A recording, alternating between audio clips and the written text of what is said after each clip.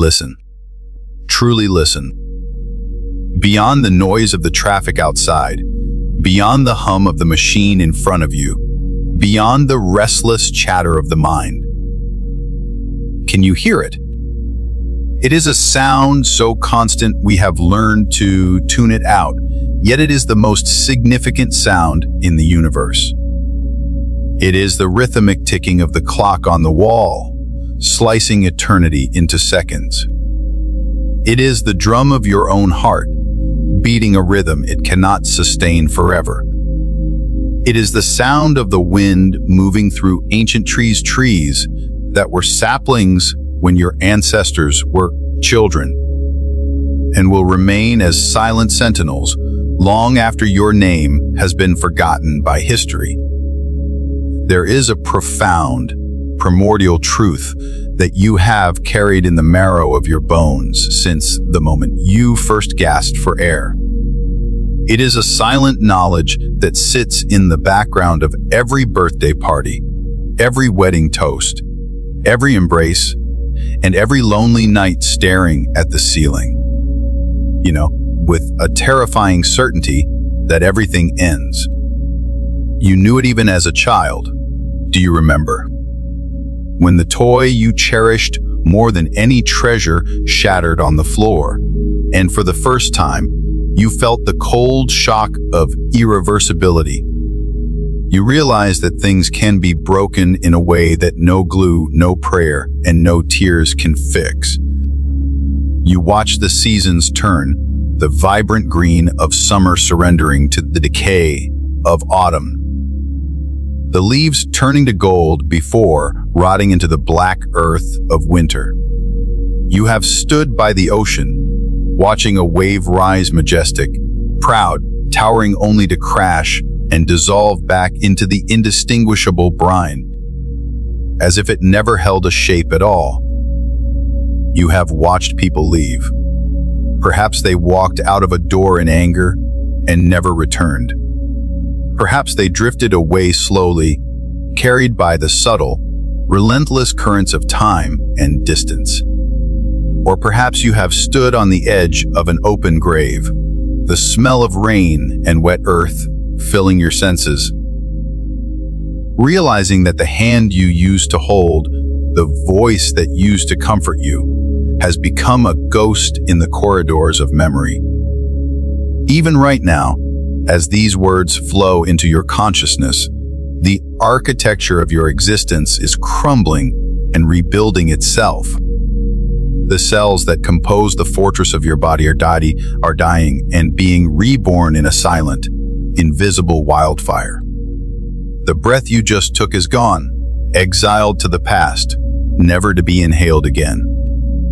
The person you were 10 years ago is a stranger, an echo, a phantom inhabiting a history that no longer physically exists. This is not news. This is the water in which we swim. This is the gravity that binds us.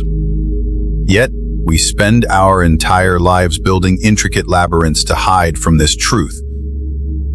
We construct high walls of distraction. We chase titles, status, sensory pleasures, and financial security, hoping to build a citadel that time cannot touch. We act as if we are the exceptions to the rule of entropy. But the universe has a way of breaching the walls. Reality breaks through the defenses. It comes as a sudden diagnosis in a sterile doctor's office, shifting the landscape of your future in the blink of an eye. It comes as a phone call in the dead of night, the ringtone sounding like a siren. Or perhaps it arrives on a quiet, unsuspecting Tuesday morning when the sunlight hits the dust motes dancing on the floor, and the sheer, crushing weight of your own mortality lands on your chest like a stone slab. In that moment of absolute clarity, when the noise of the world falls silent and the illusions are stripped away, a single, devastating question rises from the depths of the soul. It is a question that demands an answer. If everything ends, If everything we build, everything we love, and everything we are turns to dust, then what actually matters? This is not a question born of pessimism. It is not a dark indulgence or a piece of philosophical entertainment to discuss over wine. It is the most courageous, honest question a human being can ask. It is the fire that burns away the superfluous. It is the question that defines the spiritual maturity of a life. And it is here, in the long shadow of this question, that our true journey begins. This is exactly where the Buddha started. He did not begin with divine revelation or comfortable answers. He began with a refusal to look away. He looked at the aging body, the sickness that invades the healthy, the death that claims the living, and he could not pretend it wasn't happening. He possessed a fierce, uncompromising scientific need to know if there was anything in this chaotic universe that did not fall apart. Was there a shore that the waves of time could not erode? He found something. He found a truth that changes the very texture of existence. But to see what he saw, we must be willing to walk through the fire. We must be willing to go of the comforting lies we tell ourselves. We must look into the abyss of impermanence until we see the light shining at the bottom. Let us begin with the ground beneath your feet, or rather, the illusion of the ground. In the ancient language of the Pali Canon, we call it Anicca. It is usually translated as impermanence, but that word is too sterile, too clinical. It sounds like a concept you memorize for a university exam. Anicca is not a theory. It is the roar of the waterfall. It is the crumbling of the mountain. It is the undeniable, vibrating texture of reality itself. Look at the object nearest to you. A cup, a table. It seems solid. It seems still. It seems real. But if you were to look at it with the eyes of a physicist or the eyes of an enlightened master, you would see that it is a dance of atoms vibrating in a vast emptiness. It is slowly, imperceptibly degrading. The heat is leaving it. The molecular bonds are weakening. It is in a state of slow motion explosion. Now, turn that gaze inward. Look at your own mind. Try to hold on to a single thought. Try to freeze a single emotion in amber. You cannot. Happiness arises, swells like a high tide, and then recedes, leaving the sand bare. Anger flares like a match struck in the dark, burns hot, and turns to ash. Boredom, excitement, love, grief, they are all weather patterns passing through the vast, open sky of consciousness. The Buddha said, "Sabi sa kiar enik." All conditioned things are impermanent. Conditioned is the key. It means anything that was built, anything that was put together, anything that depends on something else to exist. Your body depends on food, water, and breath. Your relationships depend on communication, memory, and shared time. Your career depends on the economy, your health, and the whims of others. When the conditions change, and they always change, the thing itself must fall apart. This is not a punishment. It is not a flaw in the design of the universe. It is simply the mechanics of how things are. It is the law of gravity applied to time. When the mind first truly grasps this, not intellectually, but viscerally, the reaction is often a cold shiver of dread. If nothing lasts, the ego whispers in panic, then what is the point? Why build a house if it will eventually fall? Why fall in love if the heart will eventually break? Why strive? Why create? Why bother getting out of bed? This creates a state of existential vertigo. We feel like we are falling through infinite space, with nothing to hold on to. But I ask you to stay with this feeling. Do not rush to cover it up with positive affirmations or distractions. Sit in the center of the fire. Ask yourself this: what would reality look like if nothing ever changed? Imagine a world without Anicca. If nothing changed, the sun would never rise, and it would never set. The world would be scorched on one side and frozen on the other. The universe would be a frozen photograph, a museum of dead forms. If nothing changed, the mistake you made 10 years ago would define you for eternity. There would be no redemption, for redemption is a change of state. There would be no forgiveness, for forgiveness is a change of heart. If nothing changed, the grief you felt at a loss would never soften into memory. The wound would never heal. The child would never grow. The seed would never become the tree. You would be trapped, frozen in amber, locked in a suffocating stasis forever. Impermanence, you see, is not the enemy. Impermanence is the womb of all possibility. It is the reason music exists.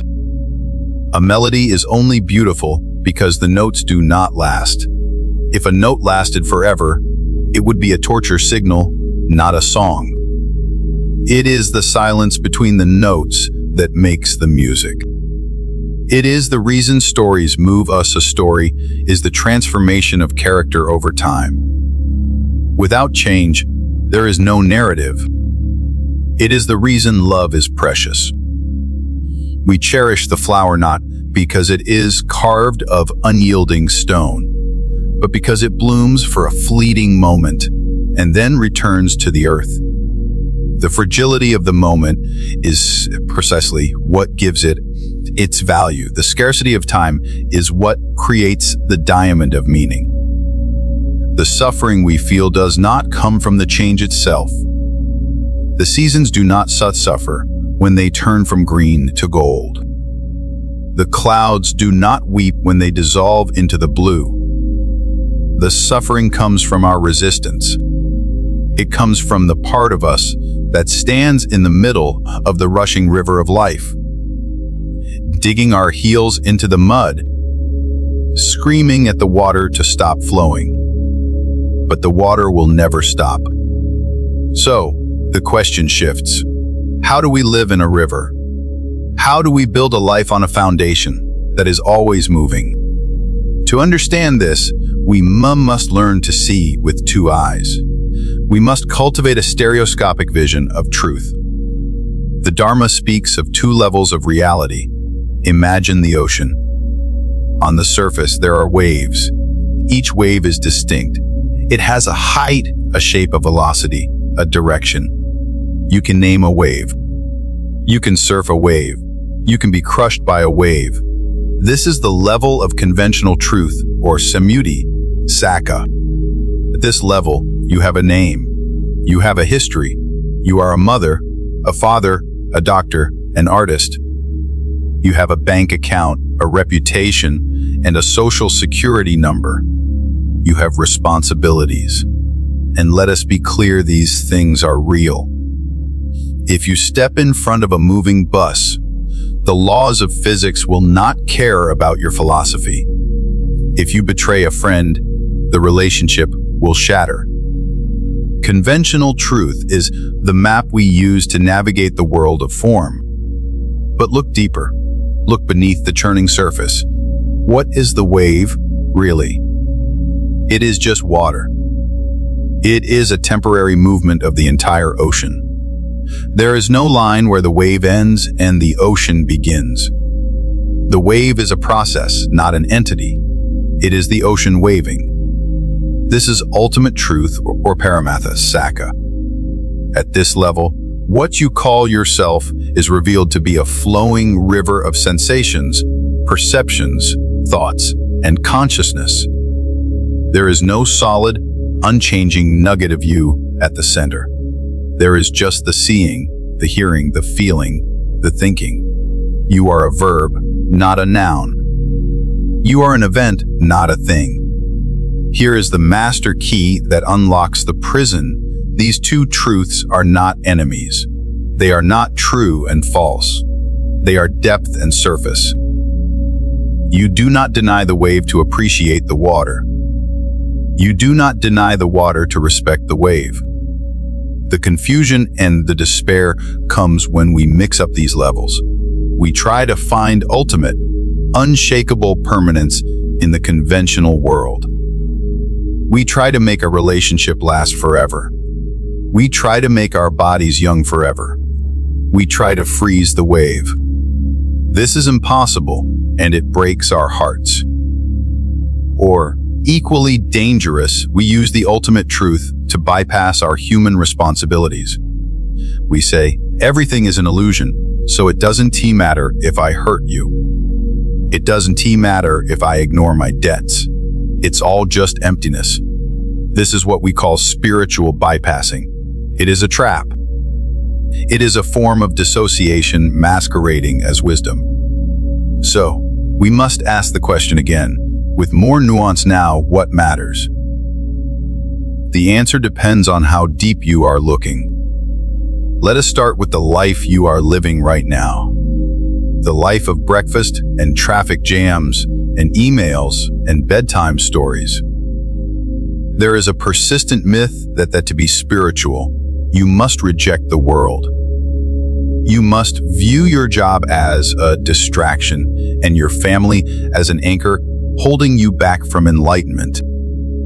You must retreat to a mountain cave, sit on a cushion, and meditate until you float away from your humanity.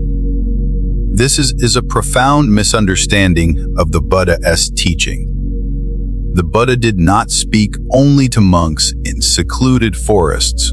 He spoke to kings carrying the weight of nations on their shoulders.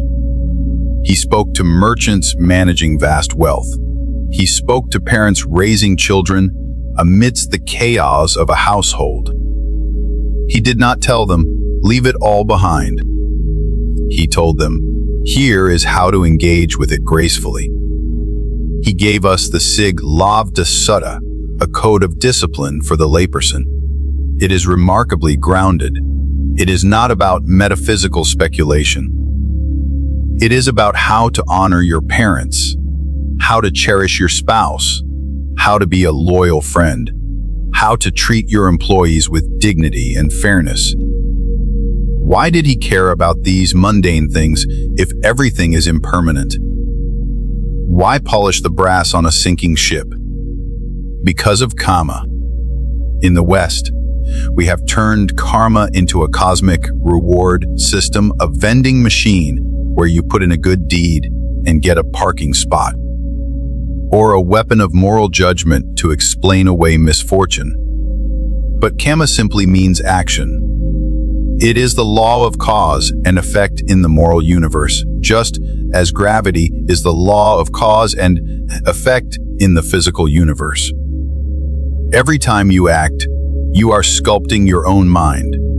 Every time you speak, you are vibrating the web of relationships around you. If you practice generosity, you are not just helping someone else, you are loosening the knot of greed in your own heart. You are creating a mind that is open, spacious, and free. If you practice honesty, you are not just following a rigid rule here, you are aligning yourself with reality. You do not have to carry the heavy, exhausting burden of lies. You sleep soundly. If you practice kindness, you are creating a world that is softer for you and everyone else to live in. So, does everyday life matter? Yes. Your kindness matters. It echoes in the hearts of those you touch long after the moment has passed. Your integrity matters. It builds a foundation of trust that allows love to flourish. How you do your work matters. It is your offering to the world. The Buddha never asked us to despise the world. He asked us to understand it. And yet, we must face the hard truth. Even a life lived with perfect virtue, perfect love, and perfect success is still subject to the wind. You can be the perfect spouse, and your partner may still die. You can be the most honest businessman, and the market may still crash. You can be the healthiest person, exercising and eating right, and the body will still age, wither, and fail. If your peace depends entirely on the circumstances of your life being good, your peace is a house built on sand. The tide is coming. It is always coming. So, we must dig deeper. We must ask, is there a happiness that does not depend on conditions? Is there a sanctuary that cannot be invaded? The Buddha said yes. But to find it, we have to stop looking and start looking. Most of us live in a state of constant, subtle thirst. I will be happy when I get the promotion. I will be happy when I find the partner. I will be happy when this anxiety goes away. I will be happy when the weekend comes. This is the engine of suffering. The Buddha called it Taṇhā, craving. It is the posture of leaning forward, always reaching for the next moment, never fully inhabiting this one. It is the deep-seated belief that the present moment is somehow insufficient, that it lacks something, that it needs to be fixed. We try to satisfy this thirst by drinking from the world. We consume experiences, people, substances, distractions, but the thirst always returns. Why? Because the thirst is not for the object, or the thirst is a habit of the mind. You cannot fill a bucket that has a hole in the bottom. No matter how much water you pour in, it will always drain away. The radical proposition of the Dharma is this: you can plug the hole. You can uproot the very mechanism of craving itself. This brings us to the ultimate alchemy, the concept of Nirvana. Forget the images of heavenly realms, golden cities, or angels playing harps. Nirvana is not a place you go when you die. It is not a retirement home for the soul. Nirvana literally means extinguishing, like a candle flame blowing out. But what is extinguished? Not your life, not your joy, not your personality. What is extinguished is the fire of greed that consumes, the fire of hatred that burns, the fire of delusion that blinds. What is extinguished is the compulsive, neurotic need for things to be different than they are. Imagine, just for a moment, what it would be like to be completely okay. Right now, without changing a single thing about your life. Imagine sitting in a traffic jam, and instead of the burning heat of frustration and the mental narrative of I should be there by now, there is just. Or sitting, the sun on the dashboard, the breath moving in and out, peace.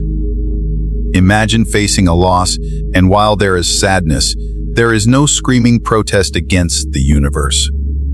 There is a vast, oceanic acceptance, a knowing that this, too, is part of the dance. This is the peace that transcends understanding. This is the happiness that is unconditioned. It does not need a reason to exist. It matters more than anything else because it is the only thing that is truly yours. Your money belongs to the bank and the economy. Your body belongs to the earth and the worms.